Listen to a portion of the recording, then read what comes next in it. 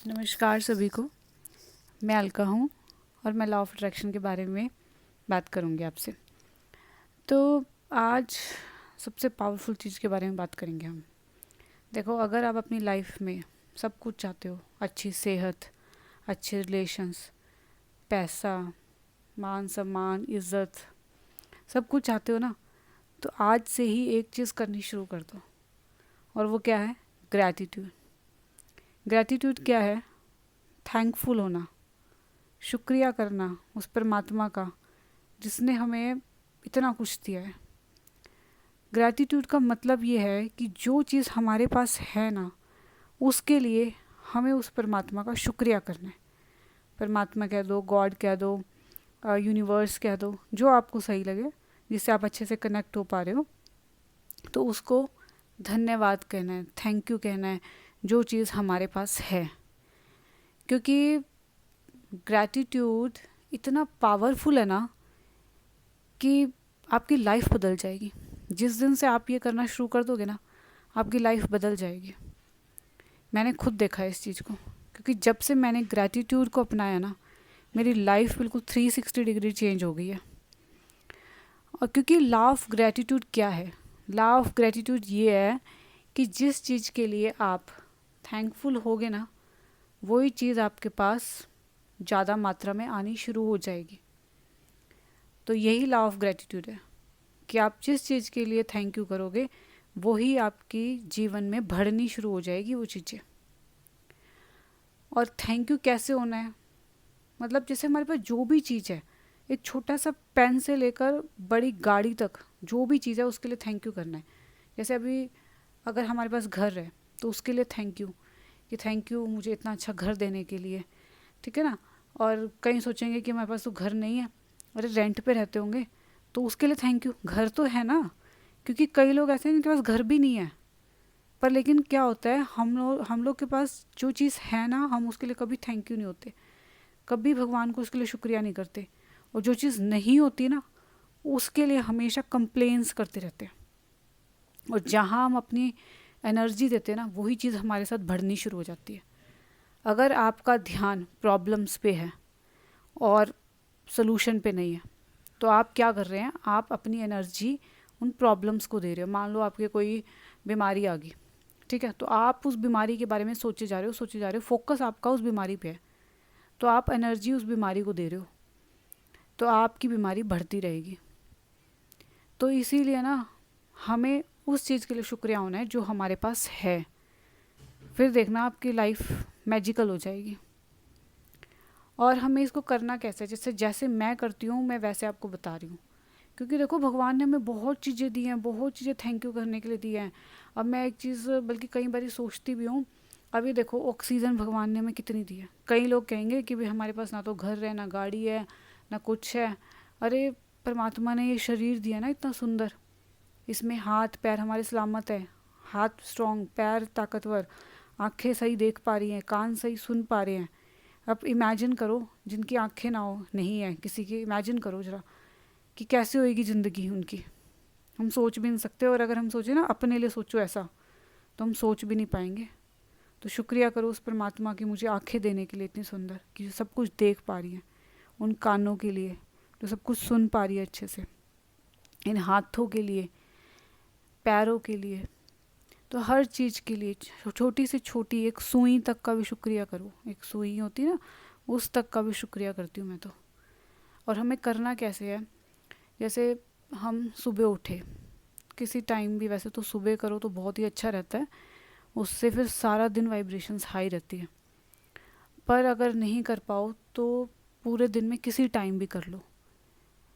Copy pen लो एक, और हर दिन अपनी 10 ब्लेसिंग काउंट करो। जैसे मान लो, थैंक यू भगवान, या thank you universe, I am grateful, मैं आभारी हूँ मुझे इतनी सुंदर आंखें देने के लिए, जो सब कुछ देख पा रही है, अच्छे से अच्छी अच्छी चीज़ें देख पा रही है। थैंक यू यूनिवर्स, मुझे मेरे घर के लिए मैं बहुत आभारी हूँ, मैं ग्रेटफुल हूँ कि मुझे इतना सुंदर घर मिला है, जो मुझे धूप से, बारिश से, हर चीज़ से मुझे प्रोटेक्ट कर रहा है। मैं इसमें बिल्कुल सेफली रह पा रही हूँ। तो इस तरह अपने ना 10 ब्लेसिंग हमें काउंट करनी है। और आप ये देखना थोड़े दिन बाद आपकी जो फ्रिक्वेंसी होगी ना, जब वाइब्रेशन इतनी हाई हो जाएंगी ना, आपको ये फीलिंग आने लग जाएगी कि मेरे पास तो ये सब कुछ है, मैं तो ऐसे ही दुखी हो रहा था। मतलब एक माइंडफुलनेस की ना कि भी फीलिंग आनी शुरू हो जाएगी कि मेरे पास तो भरपूरता है, बहुत कुछ भगवान ने मुझे दे रखा है, और मैं ऐसे ही इतना कंप्लेंस कर रहा था, इतना रो रहा था इन सब चीज़ों को लेके। ये चीज़ फीलिंग आनी शुरू हो जाएगी आपकी। ग्रैटिट्यूड इतना सुंदर और पावरफुल है ना कि मैंने जब से लॉ ऑफ अट्रैक्शन को जाना है ना, मतलब ग्रैटिट्यूड तो इसका सबसे मेन पार्ट है लगा लो। और मैं कुछ और चीज़ भूल सकती हूँ, मतलब अफर्मेशंस भूल सकती हूँ, पर ग्रैटिट्यूड करना नहीं भूलूंगी भगवान का। ये तो मेरी लाइफ का ना एक पार्ट बन गया मतलब। और जब भी मैं ग्रैटिट्यूड की बात करती हूँ ना, तो मुझे एक है ना छोटी सी स्टोरी याद आ जाती है। और ये ना स्टोरी नहीं है, मतलब ये हमारी लाइफ की असलियत है, एक प्रकार से ये समझ लो। छोटी सी स्टोरी है, बहुत मोटिवेशनल स्टोरी है, ज़रूर सुनिएगा पूरी ना। तो इस स्टोरी में क्या है, जैसे एक चिड़िया थी, वो रेगिस्तान में भटक रही थी इधर से उधर। उसको ना वहाँ खाने के लिए खाना था, न रहने के लिए कोई घर, न पीने के लिए पानी। उसकी हालत बहुत ख़राब हो रही थी। तो क्या हुआ, एक दिन ऊपर से ना एक बाज जा रहा था, कोई बड़ा पक्षी जा रहा होगा, तो उसने उसको देख लिया, चिड़िया को, उसकी ऐसी मतलब बहुत बुरी हालत में। तो वो नीचे आया और उसने उससे पूछा कि भाई तुम्हारी ऐसी हालत कैसे होगी भाई, पूछा ऐसे सारी उसकी बात। तो फिर उसने बताया कि हाँ, यहाँ तो मेरी बहुत बुरी हालत हो रही है, ना खाने के लिए पानी, ना पीने के लिए पानी है, ना खाने के लिए खाना है, और ना रहने के लिए कोई जगह है, शरीर बहुत कमज़ोर हो गया है, उड़ नहीं सकती हूँ। तो उसने तो सारी प्रॉब्लम्स बताई उसको।